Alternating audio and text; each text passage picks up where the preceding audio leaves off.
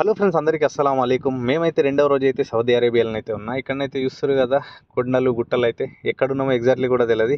మేమైతే చాలా అంటే చాలా దూరం ప్రయాణం చేసినాం. తెల్లారిన తర్వాత ఇక్కడ చూస్తారు చిన్న చిన్న ఇండ్లు అయితే కనిపిస్తున్నాయి అక్కడక్కడ రోడ్లకు ఇరువైపులా. చాలా అంటే చాలా వెదర్ అయితే చాలా బాగుంది.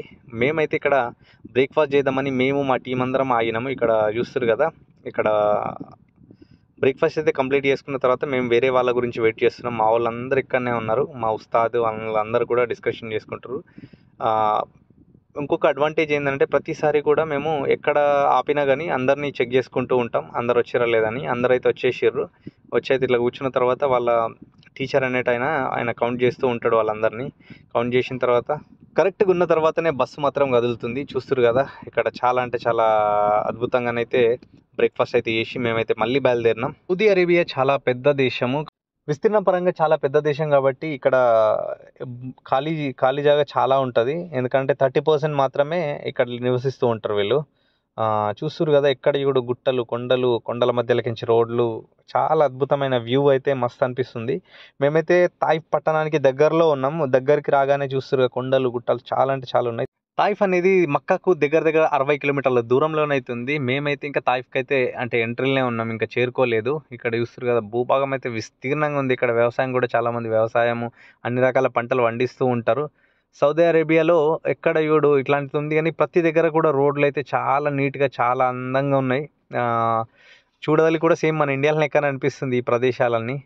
కొండలు గుట్టల పైన టవర్లు, అట్లా చాలా అంటే చాలా సేమ్ ఇండియానైతే తలపిస్తుంది. సౌదీ అరేబియాకు ఎవరైనా ఉమ్రా చేయడానికి బస్సులో మాత్రం వస్తూ ఉంటే మాత్రం తాయిఫ్ పట్టణం ఖచ్చితంగా సందర్శిస్తారు. ఎందుకంటే అక్కడనే షాప్స్లలో ఇక్కడ ఎహ్రామ్ గిన అవన్నీ తీసుకొని అక్కడనే సంకల్పం చేసుకొని ఎహ్రామ్ కట్టుకొని అయితే మక్కాకైతే బయలుదేరుతారు. ఇక్కడ మేమైతే పవిత్రమైన మక్కా నగరానికి అయితే వచ్చేసినాం. ఇక్కడనే మా హోటల్ దగ్గరనైతే దిగినాం. మేమందరం ఎహ్రామ్ అయితే కట్టుకున్న తర్వాత ఇక్కడ నుంచి మసీదే హరామ్ అనేది కనిపిస్తూ ఉంది. ఇక్కడ నుంచి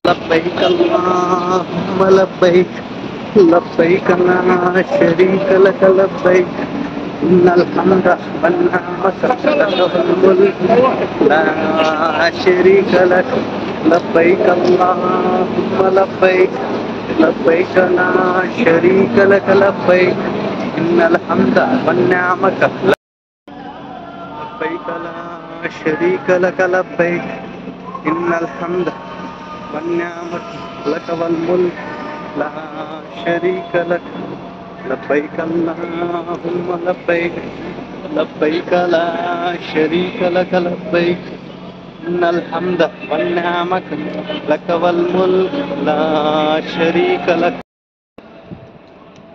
الله